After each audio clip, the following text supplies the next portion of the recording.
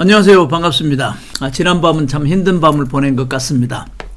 우리가 그토록 열심히 지켜보았던 4월 10일 총선의 결과가 마침내 나왔습니다. 민주당이 175석, 조국 12석, 개혁신당 3석 합치면 전례 없는 190석이죠. 상대적으로 집권 여당인 국민의힘당은 108석에 불과합니다. 그래도 아직 심장마비로 죽었다는 비본은 듣지 못했습니다. 왜 그랬을까요? 왜 졌을까요?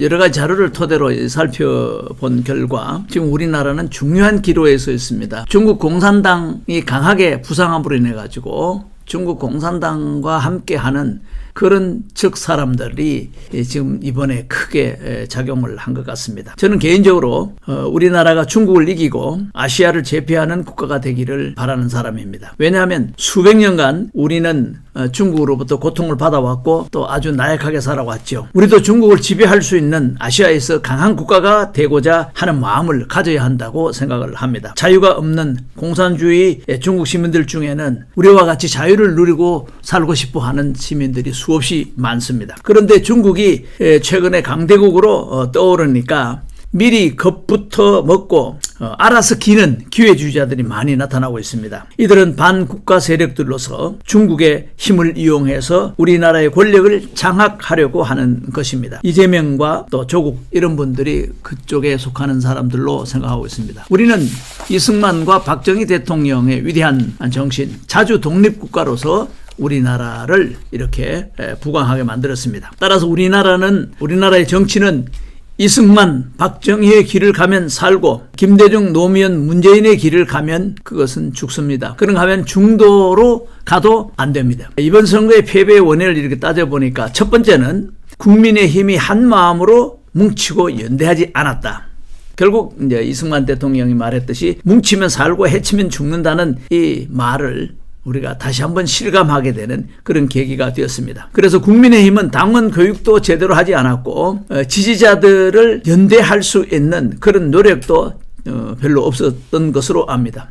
계층 간, 세대 간의 전략도 부재했고 광화문 세력과 태극기 부대들의 리더들도 함께 뜻을 모으지 못했습니다. 두 번째로 한동훈은 그의 좌우명대로 자신의 의견을 마음껏 피력하지 못했다고 저는 봅니다. 저는 그 한동훈의 좌우명을 참 좋아하는데 과학자의 한 사람으로서 세상은 원자와 빈 공간만 있고 나머지는 의견이다. 맞습니다. 의견이 합리적이고 의견이 앞서가고 의견이 가치가 있으면 사람들은 모이게 돼 있고 그쪽으로 함께 뜻을 모아줍니다. 이런 것들이 이번에 좀 부족했지 않았나 생각합니다. 국민들이 공감하고 환호할 수 있는 의견이 한동훈에게서 계속 나오지 못했습니다. 그가 국회에서 야당 의원들과 맞서서 싸웠던 그 언변과 그러한 노력들이 이번 선거에서는 크게 많이 보이지 못했던 것으로 생각됩니다. 그런가 하면 경험 없는 초보자의 상태를 벗어나지 못했던 것으로 어려운 문제가 있었을 때에 그거를 과감히 잘 헤치고 나가야 되는데 그런 아쉬움이 충분히 보입니다. 세 번째는 부정선거의 정황이 충분히 드러나고 있습니다. 광화문 장경동 목사님과 정광훈 자유통일당의 비례가 한 명도 없다라는 것은 어떤 관점에서도 이해가 안 됩니다. 바로 그런 것들이 부정선거의 냄새가 충분히 나고 있습니다. 네 번째로는 갈팡질팡한 선거였다. 제가 아는 우리 김종훈 씨 가수인데요. 그분의 노래 중에 보면 그런 게 있더라고요. 갈팡질팡 하지마. 예. 우리 국민들은 사전선거가 부정선거의 요소가 많고 그런 통계와 또 외국 사례가 많고 우리나라 사례가 많다 그래서 사전선거를 언제부턴가 하지 말자고 캠페인을 많이 벌였는데도 불구하고 국민의힘 지도부에서는 어느 순간에 사전선거를 다 하자고 이렇게 해서 어떤 갈팡질팡한 그런 모습들이 많이 나왔는데 그래서 여기에 실망한 사람들이 저게 그 카톡으로 문자도 보내고 이렇게 사진 자료를 보냈는데 집토끼가 실망해서 뛰쳐나가면 호랑이가 돼서 돌아온다 라는 말을 보내주더라고요. 의미가 있는 말로 생각이 됩니다. 따라서 윤석열 정권의 잘못한 점, 뭐 잘한 점도 있지만 잘못한 점이 결국은 이번 선거, 다시 말해서 일종의 중간평가 성격이 있었기 때문에 작용했다고 또 봅니다.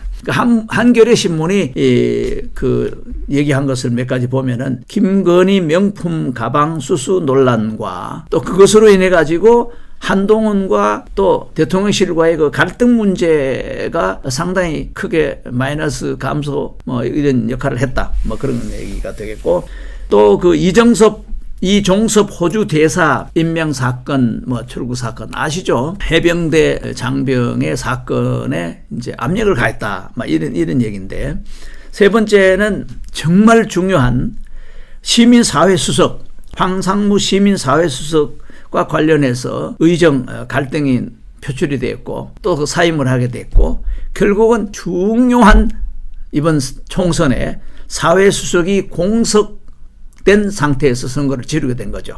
사회수석이 시민단체들과 여러 연대를 한다든지 힘을 합친다든지 대통령실과 소통한다든지 이런 걸 하는데, 그것이 없는 상태에서 선거를 치러졌다 하는 것은 굉장한 마이너스 요인이 있죠. 그런가 하면은 국민들은 살아가는 생활고에 어려움을 겪고 있는데, 시장에서 대파 사건, 대파 가격도 제대로 대통령이 파악을 못하고 875원 발언을 했고, 여기에 대해서 변명을 하다 보니까 오히려 더 확대가 됐고, 결국은 조국은 대파 가지고 성공한 사례다. 뭐 그런 말이 나올 정도로 대파를 통해 가지고 윤석열 대통령이 많은 감점을 가져오는 결과를 초래했다. 뭐 그런 얘기가 되고, 그리고 기타 사건으로서 이태원 참사 사건도 제대로 잘 규명 해결하지 못했다. 그런가 하면은 이제 저는 과학자의 한 사람으로서 제가 알고 있는데요. R&D 예산, 연구 개발비가 절반으로 삭감이 되었다는 거예요.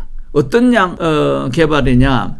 지금 전 세계 과학자들은 양자 컴퓨터 개발에 지금 총력을 기울이고 있는데, 제가 모시는 고려대학교 조장희 박사님도 가니까 예산이 삭감이 절반이 돼가지고 너무너무 어렵다는 거예요. 그래서 아주 실망하고 절망하는 그런 것을 보았는데 참 안타깝습니다. 그런가 하면은 지나갔지만 2023년도 세계 엑스포 부산 유치의 실패 또한 실패 원인으로 작용했다. 뭐 이런 것은 한겨레 신문에서 지적을 한 건데, 상당 부분은 일리가 있다고 저는 같이 생각을 합니다. 그런가 하면은 국민이 뽑은 야당 대표를 공개적으로 만나주지 못한 것도 지적을 하고 있습니다. 개인적으로 그가 도덕적으로 뭐 잘못된 점도 많지만은, 그러나 국민이 뽑은 거대한 야당의 대표라면은 그거는 공적인 입장에서는 만나줘야 하는데 소통이 너무 부재하지 않는가, 뭐 그런 지적도 하고 있고, 또 가장 지금 부담스러운 것이 의료 대란, 국민을 불안하게 한 것, 의사들의 어떤 뭐 반란 같은 그런 거죠. 그러나 제가 봤을 때 말씀드리고 싶은 거는 완전히 패배로 끝난 것은 아니다. 과거에는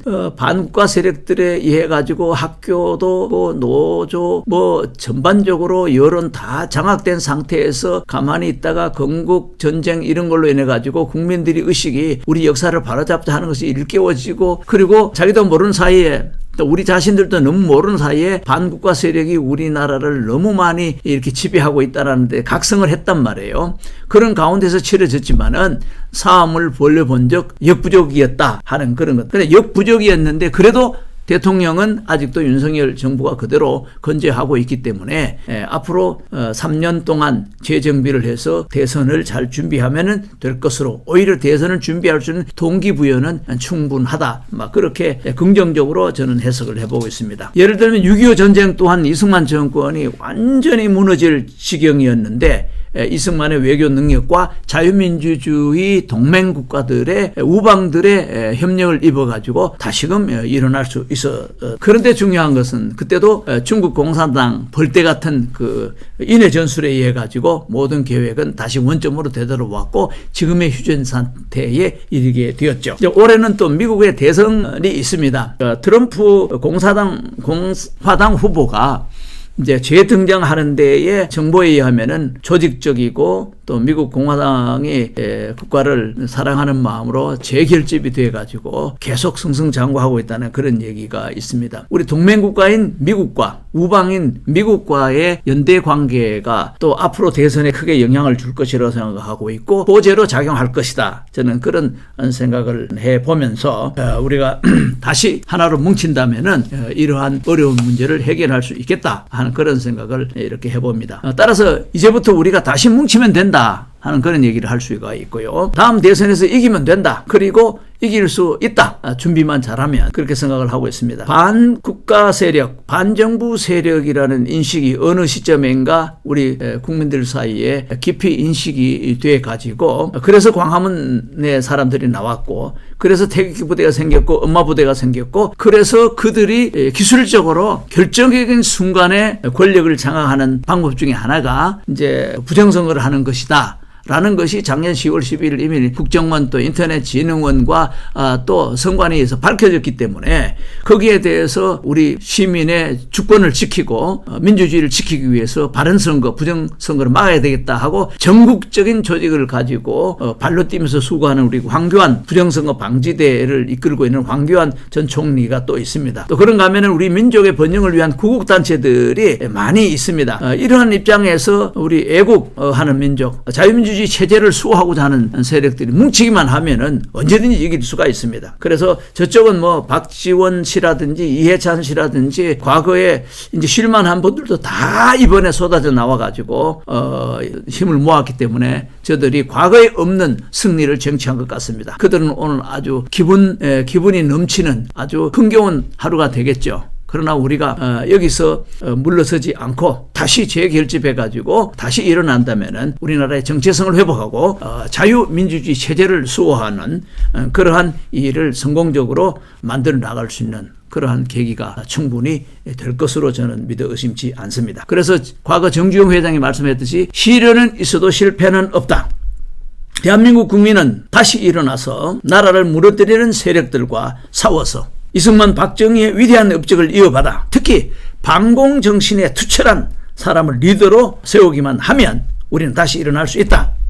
다시 뭉치면 기적이 일어날 수 있다. 그래서 저는 생각을 합니다. 갈팡질팡 하지 말고 지금부터 싸워 이기자. 이길 수 있습니다. 감사합니다.